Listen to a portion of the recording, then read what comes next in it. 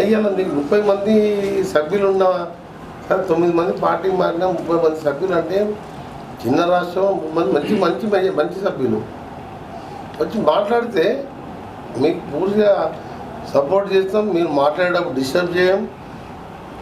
మీరు ఇచ్చే సలహాలు సూచనలు కూడా స్వీకరిస్తాం.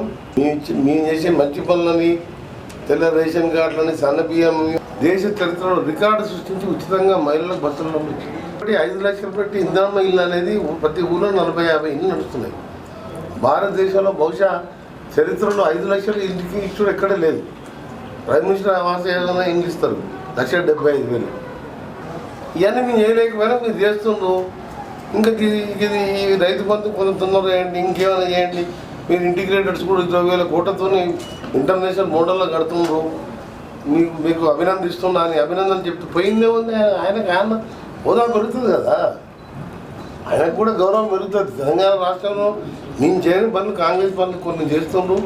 మూసీ లాంటి నరక కుప్పంలో విషయంలో మేము బతుకుతున్నాం. నల్గొండలో ఎంతమంది చనిపోతున్నాం లెక్కలు లేవు. జయశంకర్ గారు వరంగల్కి వెళ్ళి బస్సులో వచ్చి నాకు 6 రోజులు నాకు మద్దతు తెలిపింది.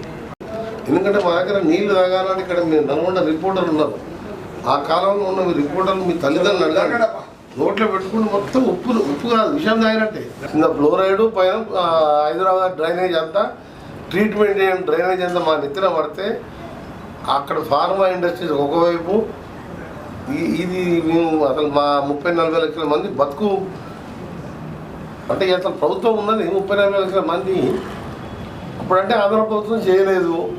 20,000 కోట్లు 30,000 కోట్లు 40,000 కోట్లు ఖర్చు పెడితే మొత్తం ఎస్టీపీలు పెడితే నల్గొండ మొత్తం కూడా తీసుకుపోయి ఈ హైదరాబాద్ నీళ్ళంతా పోయి ఈ మూసి నీళ్ళు కృష్ణా రివర్లో కలుస్తున్నాయి. వాడపల్లి దగ్గర అనంతగిరిలో స్టార్ట్ అయ్యి హైదరాబాద్ నల్గొండ కొన్ని జిల్లాలో తాగునీటి ప్రాజెక్టు అలాంటిది అట్లా అయిపోతుంటే చేస్తుంటే దాని మీద మళ్ళీ కేటీఆర్ ప్రజెంటేషన్ ఇచ్చి దాని మీద మాట్లాడుకుంటుంటే నవ్వు వస్తుంది, ఏడుపు వస్తుంది నాకు.